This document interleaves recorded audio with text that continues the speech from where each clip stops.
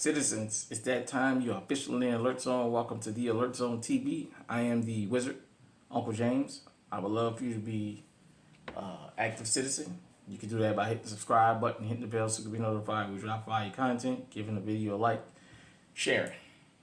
You're 18 years of age or older. Practice your Second Amendment rights. It is not illegal under the Constitution. Got the SDVE sitting next to me, Chamberlain 9mm. Wanted to have a talk about shit hit the fan and how none of us are really prepared for a shit hit the fan situation. Fair warning, I'm gonna offend some people, but this needs to be talked about. I'm gonna make some people uncomfortable with some of the things I'm gonna say. But here, if you don't agree, just hit me in the comment section and we can talk about it. The biggest misconception about a shit hit the fan moment is that when the shit hit the fan, you're gonna be prepared for it. That's the biggest misconception. You're gonna be prepared for it. You're gonna have time to prep. You're not gonna have time to prep. When the shit hits the fan, it's gonna hit the fan, and all you're gonna have time to do is react. Why do I mention this? We went through a shit hit the fan situation a couple years ago. I'm gonna point out some things about it. And let's just get into it. When the coronavirus, COVID, whatever you want to call it, hit, that was a shit hit the fan situation across the world. A lot of things came out. A lot of people showed their colors. A lot of people committed past acts that came back to bite them. And we can get into them.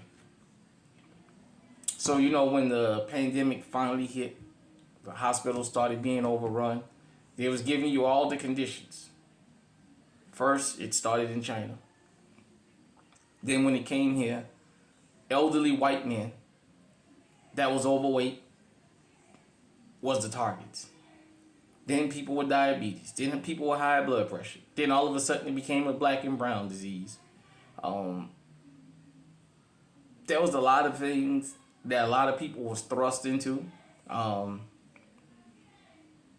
out to T Electric because he talked about the coronavirus, the jab, taking that jab.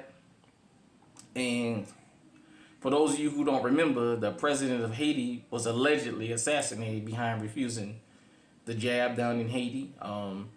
There were articles and videos of people not understanding why Africa and the Caribbean didn't have mass casualties when it came to that, because they expected that it would attack them and kill them faster than anybody, and their fatalities was damn near non-existent when you look at it from a number standpoint.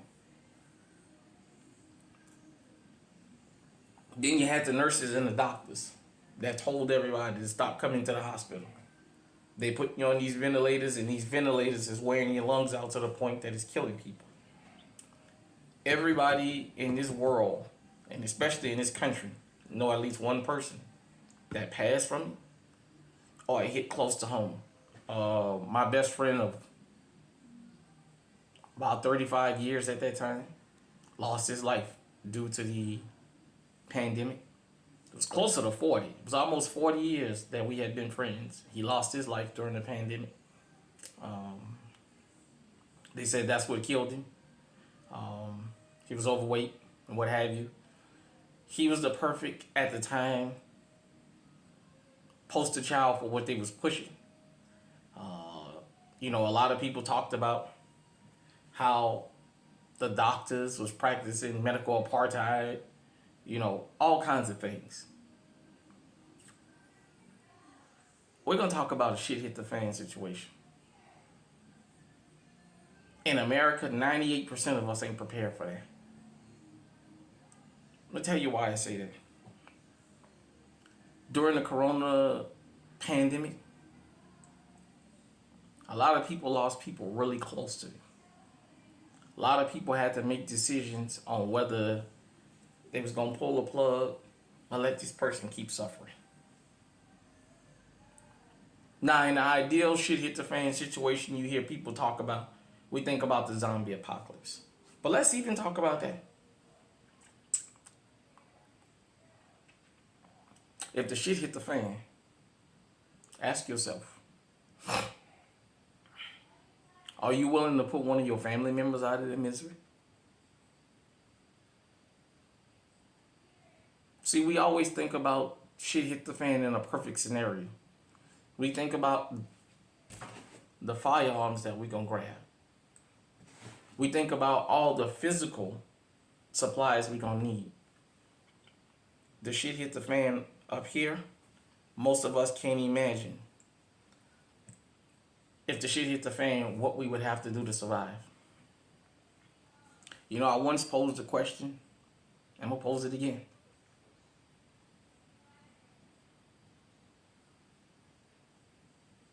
Your closest relatives and friends, do you think you have mentally what it takes to put them out of their misery? If you had to flee your home in the shit hit the fan situation, and they had some kind of ailment that was going to slow you down to the point y'all all might be attacked and killed? If you had somebody in your home that you loved that was bedridden, could you shoot them in the head, set the house on fire, and leave? Ask yourself that, because this is the type of stuff that happens during the shit hit the fan situation. The mental stuff people don't have to think about. Don't think about. Parents, your special need children. Could you imagine having to put them down? If you had 3 children and one with special needs, but you had to flee into the swamp in Louisiana, where I'm from, or up in the cornfields up here in Iowa, where I currently live, in a wheelchair, can't roll through these fields, and this person dead weight, they're too heavy to carry, you got to have them hooked to this and that. Could you see yourself, ladies, your baby you carry for 9 months, having to put a bullet in your baby's head? I'm asking these questions because these are things that people don't think about. If you went into the swamps, if you went into the woods and you had to go into hiding, you had to go into the mountains, your 6 months old that's crying because they're wet, tired, hungry, need a diaper change, that may give up your location and possibly have you killed. Do you see yourself putting your baby down?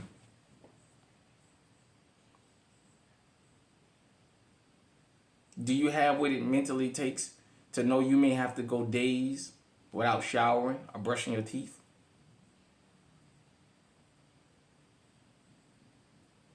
Ladies, your menstruation don't stop because the shit hit the fan. Could you imagine having to go a week with no sanitary napkins, having to bleed everywhere, having only limited changing clothes? I'm asking because when the shit hit the fan, this happens. If you went into the woods or into a particular home or what have you and somebody passed on and you had to stay in that house or in that area with that dead body for a couple of days, could you stomach that?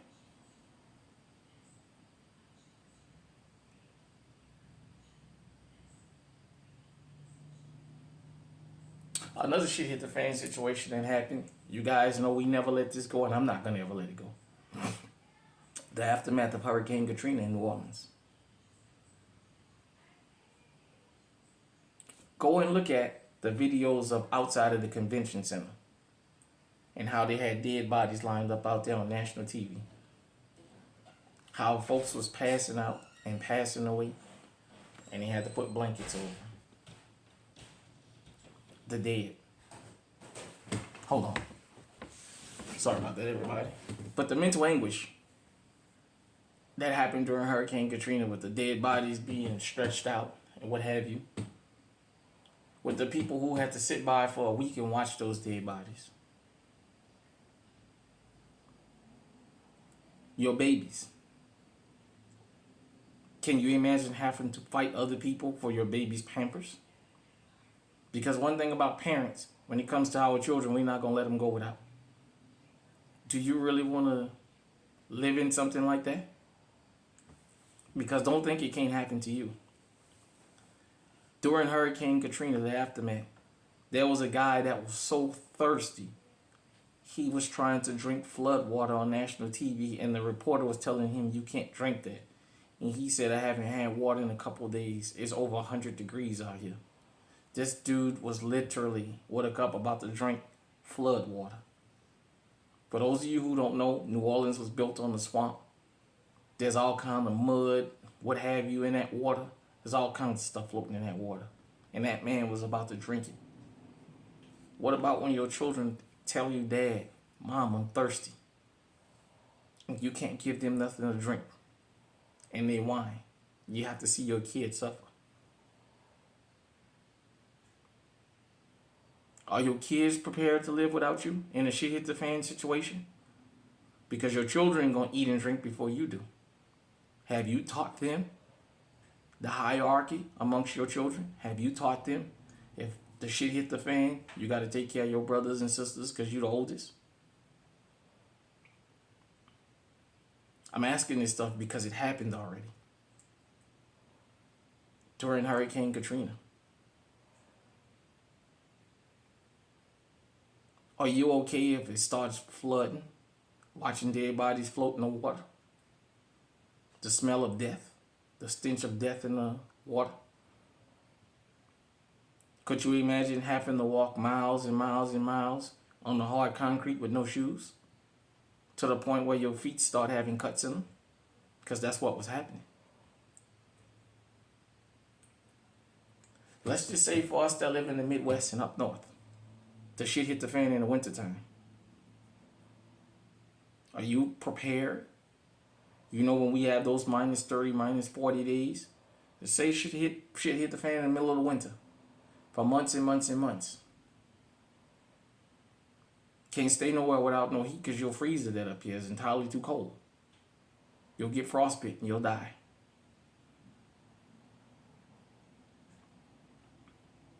All the first aid. Cooking, eating.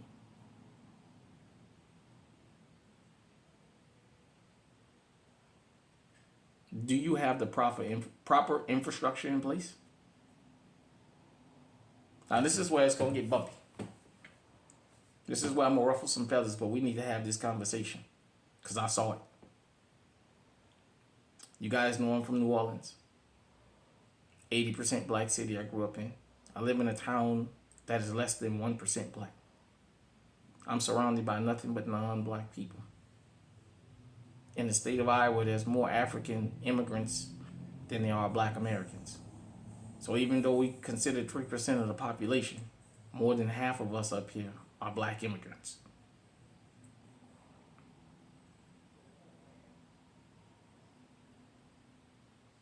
Make no mistake about it. When the shit hit the fan, every community outside of black people, and that includes black immigrants, have an infrastructure. We don't. If the shit hit the fan, the white folks gonna look out for each other. And I don't blame them. They have an infrastructure. The Hispanics, and when I say Hispanics, I hope I don't offend nobody because I know how y'all feel about that word Hispanic, Latino, whatever. The Salvadorians, the Guatemalans, the Mexicans, hell, even them damn West Indies, Spanish-speaking people, the Cubans, the Dominicans, the Puerto Ricans, the Trinidadians, and whoever, they're going to put all their differences aside because that Spanish is what's going to be their bond.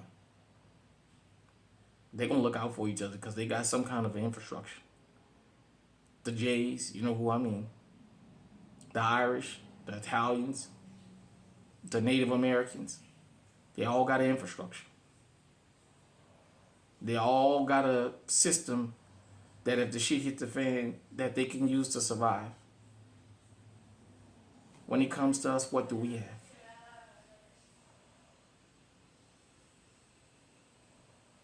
What do we have?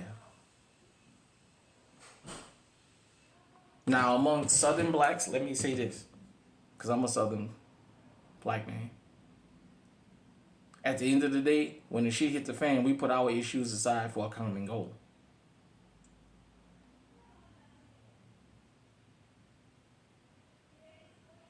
I haven't really seen that up here in the Midwest like that. I'm not saying it's here, I just haven't seen it. I've been up here 13 years, and I haven't seen it. The tribalism that these black immigrants, especially from the African continent, bring. See, one thing about black folks across the world, we are unforgiving to other black people. We don't forget the things that we do towards each other. And we're going to get revenge. As a community. I'm going to discuss something with y'all that happened during the whole pandemic. As I told you guys, basically there's more Africans here than there are black Americans. When the pandemic hit, and they was talking about shutting down and what have you, the whole conversation of anarchy went across the internet and across mainstream TV. I remember a lot of Africans coming to me at work, the place I was working at the time, telling me they had been threatened down in Des Moines that if the shit hit the fan, they was going to be the first ones that they start deleting and what have you. The same people who refused to speak to me. The same people who told me I wasn't their brother. The same people who told me they didn't have nothing in common with me, even though we looked alike. Were the very same groups of people who came up here and came to me and asked me, what is the plan? How are we going to defend ourselves? Our lives have already been threatened. I never forgot the way that a lot of them mistreated me. And I'm going to say this, shout out to the Africans, the Liberians, and the Sudanese, because I've always, for the most part, got along with that group. But the rest of the groups, they went out of their way to show their discontent for me, their disdain for me, even though I haven't done them anything. And when the shit hit the fan, they was asking me about protection and protecting them and their family and their community. I told them they was on their own. When I tried to get them adjusted to American society and make them understand you're an American citizen now, practice your Second Amendment rights, do this, and that, in case the shit hit the fan, y'all told me to go sit down. I don't know what I'm talking about. Y'all black Americans, y'all just make a big deal out of nothing. And then the pandemic hit. Growing up in Hurricane Alley in New Orleans, basically our life was always a shit hit the fan. We was always one hurricane away from total destruction. So much to the point that if you live in Texas, Louisiana, Mississippi, Alabama, Florida, Georgia, the Carolinas, you knew when the hurricanes was coming what the plan was and how we was going to survive it, what to do. There was protocols in place. When Hurricane Katrina hit, there was a lot of people before that hurricane hit that was from the surrounding area, but they wasn't actually from Orleans Parish. They would denigrate us. They would talk about us. They would talk about how poor we was, how we was uncivilized in Orleans Parish, how we was the thugs, how we was the criminals, how we was the this, how we was the that. And yet after Hurricane Katrina, when everybody got displaced, I ran into people all over the country that told me they was from New Orleans, and when I asked them from where, oh, I'm from St. Bernard Parish. Oh, I'm from Harvey. Oh, I'm from Kenner. I'm from Metairie. Oh, I'm from Marrero. That ain't New Orleans. That's part of the metro area, but that ain't New Orleans. But they was telling people they was from New Orleans. I didn't make a big deal about it, but it's just the whole point of, I understand we can all be territorial. But when the shit hit the fan, all like-minded people gonna have to set their differences aside. I grew up segregated. I grew up in a black neighborhood. Period, point blank. I never had non-black friends. My last 2 years in high school was in Vietnamese village, and unless they needed you to help them with schoolwork, the Vietnamese kids didn't talk to us. The classes, for the most part, were segregated. The cafeteria was segregated. There was a lot of people who had certain things to say about us until Hurricane Katrina hit. And you had black folks out there making sure the elderly white folks got their meds. See, they didn't tell you about that. About the brothers breaking into the pharmacies to get diabetes medicine and blood pressure and cancer medicine and whatever else they had to for these elderly people. They didn't tell you about that. They didn't tell you about the amount of people that drowned saving other people. See, all they wanted to show you was, look at them niggas looting. They didn't tell you about how they went into grocery stores and got barbecue grills, lighter fluid, charcoal, and meat, and was barbecuing because that was the only power source in the city. And they was using coal to heat up food to feed the elderly and to feed the women and the children first. Black and white men. But black men. We're talking about black men right now. The very same group of people who they say we don't look out for our community, they don't tell you about that. They don't put that narrative out there. They want to show you the few that was stealing TVs and what have you. But they didn't tell you about that.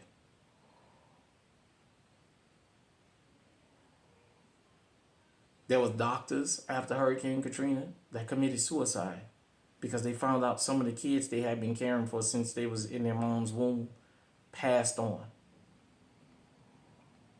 Kids got separated from their families. When the buses pulled up, there was no one family at a time. They was just grabbing people and putting them on buses. You had people in Texas and their kids was in North Carolina. Everybody with a 504 phone number for a couple weeks lost communication. Didn't matter where you was. If you had a 504 number, it wasn't working, most of them. For all of y'all who like to tell people about, digital currency and all this foolishness. If you're from Hurricane Alley, you know when the summer and the fall come to have cash on hand. Because when the power go out, you can't buy gas, you can't buy food, you can't buy nothing with a debit card because there ain't no power. It's cash or that's it. For all y'all who like to push that cashless society crap, it'll never work because of that. Telling you, I grew up in that. Know what I'm talking about. 30 years I lived in Hurricane Alley. And it never changed. When the power go out, you got to have cash when you go to the store. If you don't have cash, you can't buy anything. Ain't no IOUs. Business don't stop because the power went out.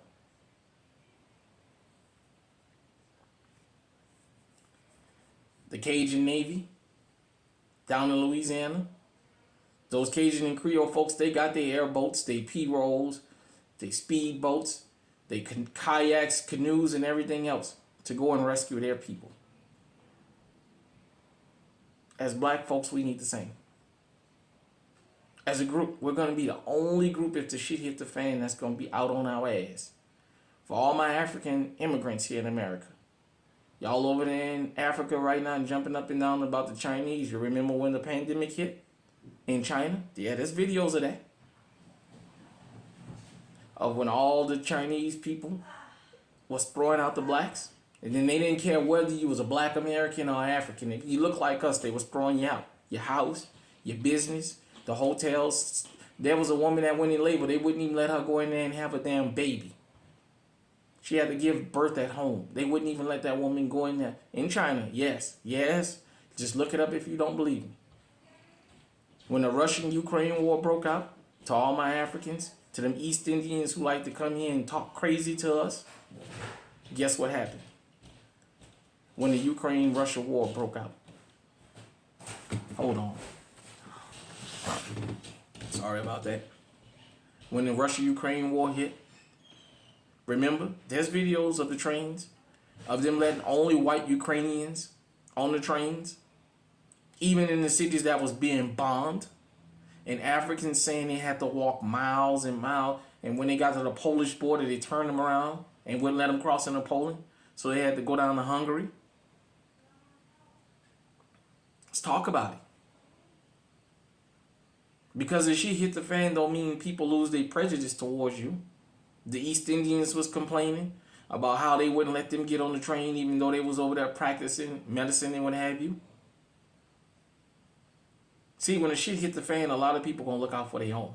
That's just a reality you might not want to hear, but I got the receipts. All you gotta do is look them up here on YouTube. I'll Google them. You can see all the videos. In Ukraine and them saying, no, this train is for Ukrainians only. They wouldn't let the women get on, the black women, with the infants, but they was letting the white Ukrainians get on with their dogs. The animals was more precious than black life there. The Ukrainians that's over in England right now, London, they over there complaining. There's videos of them talking about they don't like it here because there's too many black people. See, these people with these mentalities that come here to America with that foolishness, when the shit hit the fan, they import them all in here. These are the kind of people you're going to be running into out there. This is why having your own infrastructure is really important. Hit me in the comment section and let me know what you think. Until next time, stay safe, stay on high alert.